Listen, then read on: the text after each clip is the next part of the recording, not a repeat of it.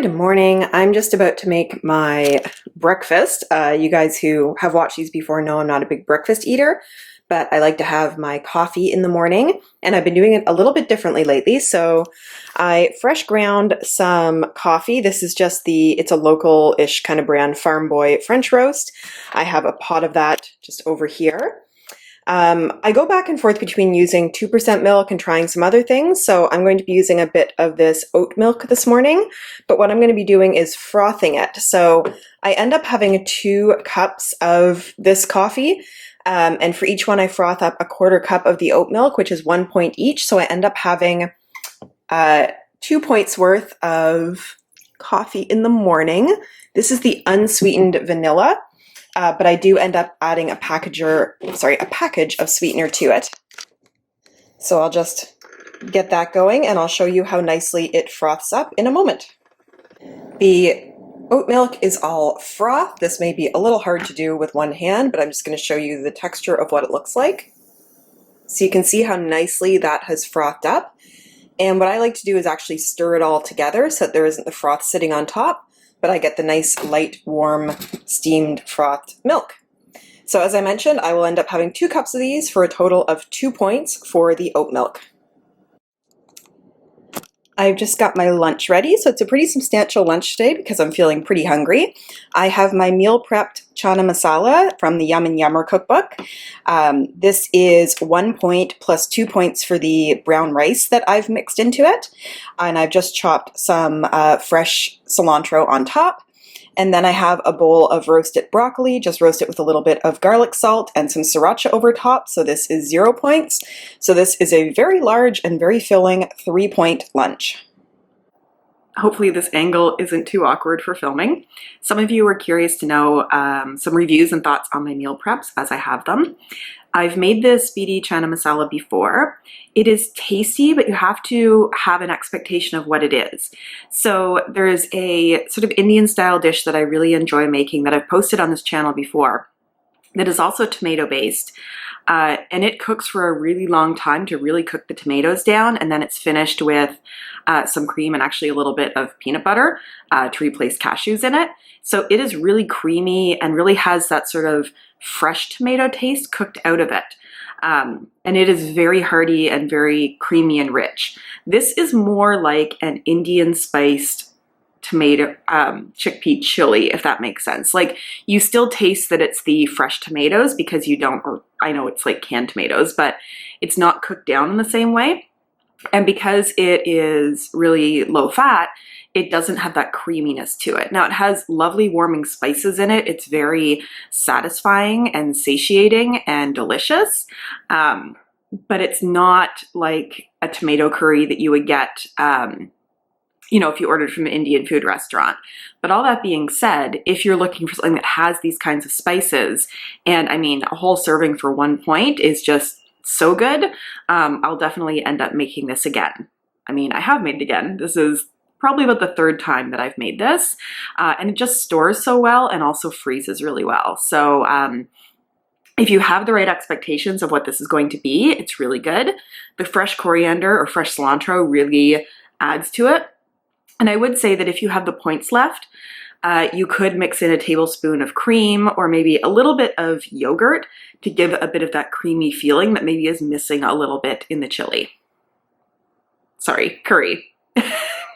That's what I mean. It really feels a little bit more like a chili than a curry. And yes, I'm still in my pajamas eating lunch. It was just that kind of comfy, cozy day. It is snack time, and I apologize if you can hear my dishwasher running behind me here.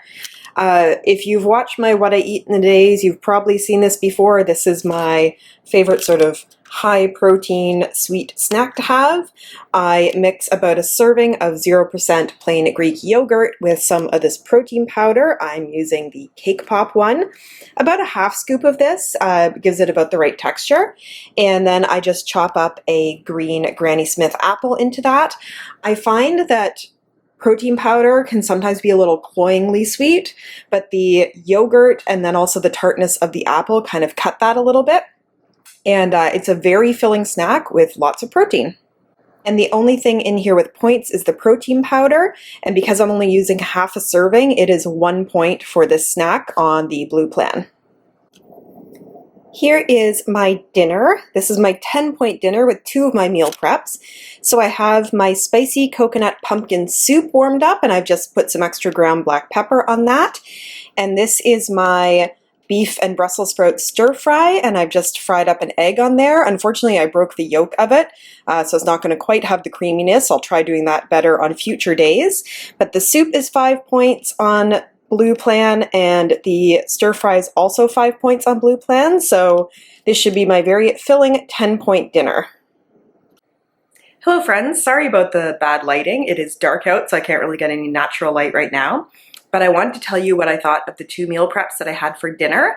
And let me start out by saying they were both super good. So the soup, it is such a light, I want to say the word gentle, that's not right.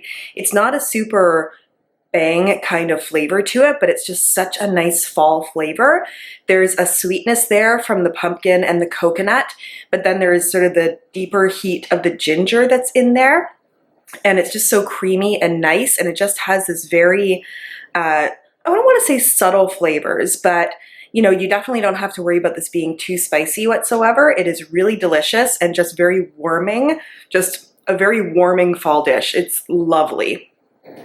The beef and Brussels sprout stir fry, now that one actually has some heat to it, and I may have added more cayenne than they mentioned in the recipe, but it's really nice.